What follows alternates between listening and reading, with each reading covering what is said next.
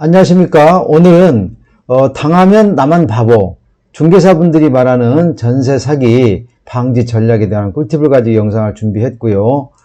그 영상을 시청하시기 전에 영상 제작에 힘이 되는 구독과 좋아요는 꼭 좀 이번에 눌러주시고 시청을 완료해 주시면 감사하겠습니다. 지금 보여지는 화면은 제 프로필과 저서가 역시 나가고 있고요. 먼저 그 중개사분들이 말하는 전세 사기 유형을 좀 볼까 하는데요. 우선 깡통전세와 역전세가 있는데, 깡통전세는 매매 가격이 전세가 이하로 이제 하락하는 그러한 현상을 말하고요. 역전세는 전세 가격이 하락해서 기존 전세금을 못 내주는, 새로운 임차인을 받아도 기존 전세를 못 내주는 그러한 그 전세를 의미하는 것이죠. 이 말의 결론은 시세보다 높은 전세는 조심해서 신중하게 계약을 하자라는 내용으로 해석을 하시면 될 것 같습니다. 두 번째는 대리인의 이중계약인데요. 이 대리인의 이중계약은 그동안에 뉴스에서도 여러 차례 나갔었고, 특히 강남 지역에서 이런 일들이 가끔 발생하고 그랬는데, 이중계약이 흔치 않게 종종 발생한다는 게 이제 문제라는 것이죠.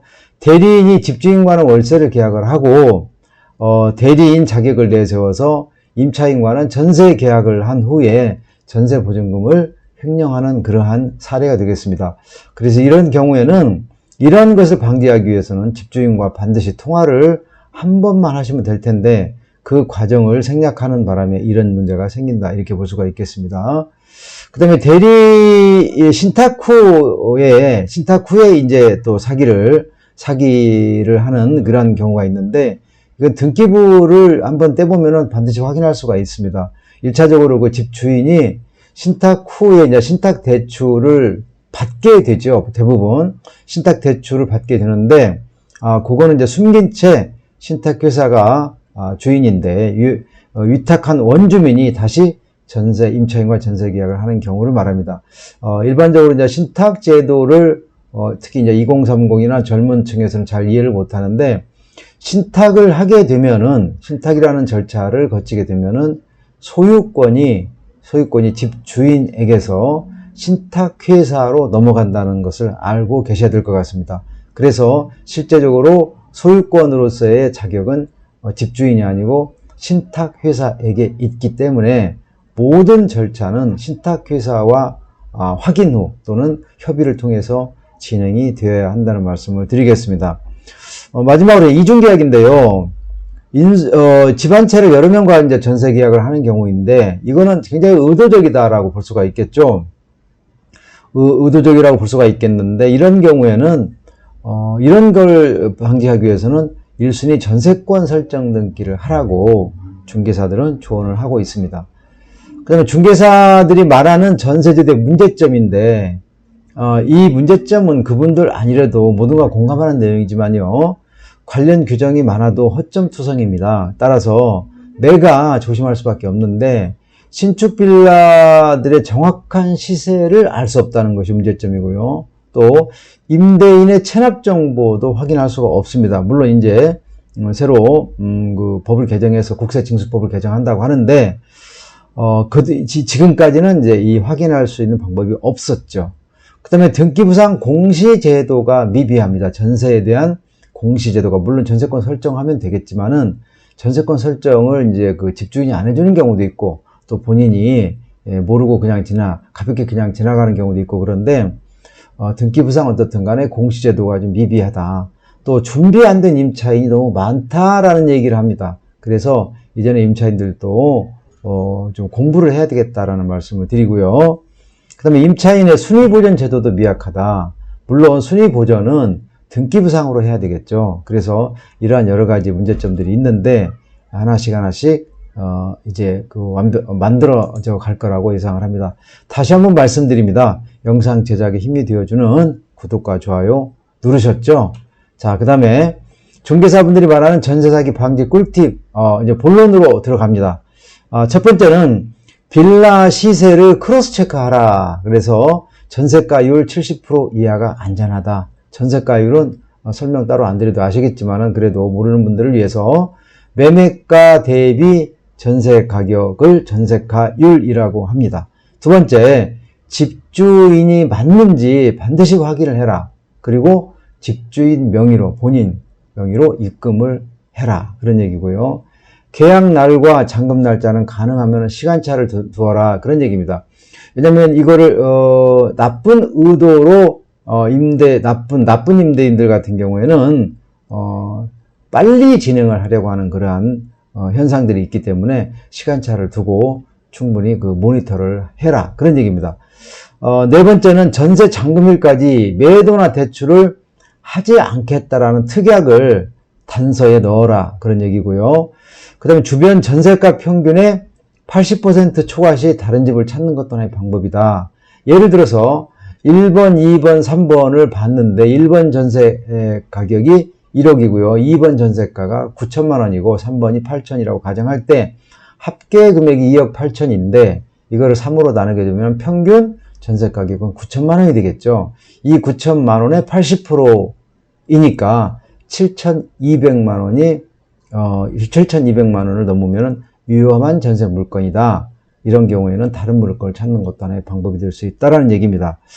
그 다음에 여섯 번째는 계약 시점과 잔금 시점에 반드시 등기부를 확인해라. 잔금하기 전에 확인을 해야 됩니다. 잔금하는 날 잔금 치르고 나서 확인하는 것은 또 의미가 없겠죠. 그 다음에 전세 사기 방지 꿀팁 이제 일곱 번째인데요. 잔금 당일에 반드시 전입신고와 확정일자를 받아라. 그런 얘기입니다. 여덟 번째는 가능하면 그 지역에서 오래 영업을 해온 중개사를 활용하는 것도 방법이다. 아홉 번째는 집주인의 국세지방세 완납증명서를 요구해라. 물론 이건 좀 어려운 얘기입니다만은 이것도 이제 국세징수법을 개정을 해서 대책이 나올 것 같긴 한데 그래도 그 이전이라도 완납증명서를 요구를 해야 될 필요가 있다는 것입니다. 그런데 특히 이 세금도 일반 세금이 있고 당해세라는 게 있는데 당해세는 해당 부동산, 당해 부동산에서 발생하는 세금을 말합니다. 그래서 국세 당해세가 있고 지방세 당해세가 있는데 국세 당해세는 증여상속 종부세가 있고요. 지방세인 경우에는 재산세, 자동차, 도시계획세, 공동시설, 지방교육세 등등이 있습니다. 특히 국세 당해세 중에서 증여상속 종부세는 금액이 크기 때문에 만약에 세금 체납이 있는 경우에는 임차인은 전 손실, 그러니까 임차 보증금 전액이 손실이 될 경우도 있을 수가 있다는 것입니다.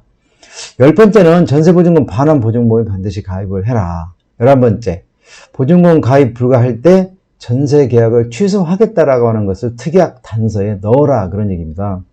보증보험 가입이 불가하다는 얘기는 그 전세 물건에 문제가 있다는 것이죠.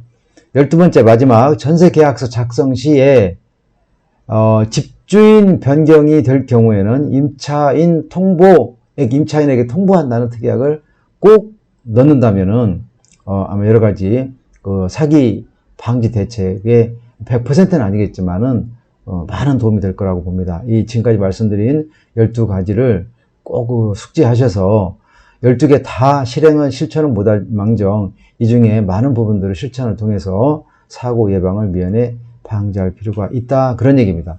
그러면 전세사기 방지에 대한 법적인 대책이 좀 필요한데 뭐가 필요할까요? 이걸 정리를 좀 해봤는데요. 일단 신축 빌라의 객관적인 가격 공시 체계가 마련이 되어야 된다. 두 번째는 대항력 효력 발생일이 임차인의 대항력 효력 발생일이 2길 0시입니다. 2일 0시에 대한 특약을 신설해야 되는데 여기에 좀 문제점이 있다는 것이죠. 예를 들어서 올해 1월 10일 잔금 전입 확정일자를 했는데 임차인의 대항력 효력 발생일은 2길 0시이기 때문에 1월 11일이 0시에 효력이 발생하게 됩니다. 그러면은 1월 10일 날 잔금을 하고 전입하고 확정일자를 받았지만은 임대인이 당일 1월 10일이죠. 1월 10일 날 예를 들어서 개인한테 돈을 빌리고 근저당권을 설정을 해줬다, 가정을 해본다 하면 근저당권 대항력 효력 발생일은 당일이 되고 임차권 효력 발생일은 2길 0시가 되기 때문에 순위에서 바로 밀려버린다. 그런 얘기입니다. 따라서 이 대학력 효력 발생일 이길 영시에 대한 그 생각을 항상 염두에 두고 계약을 해야 된다라는 말씀이고요. 그 다음에 전입신고 후 발생한 체납세금은 선순위 자격에서 제외를 시켜야 되는 규정도 마련이 되어야 할 것 같습니다. 또 전세 제도를 악용한 빌라 분양회사 퇴출 시스템도 만들어져야 된다라는 말씀을 드리고 싶고요. 공인중개사가 임대인 체납 정보를 확인할 수 있도록 하는 것도 하나의 방법이지 않을까 그런 생각도 해봅니다. 오늘 영상 정리하겠습니다.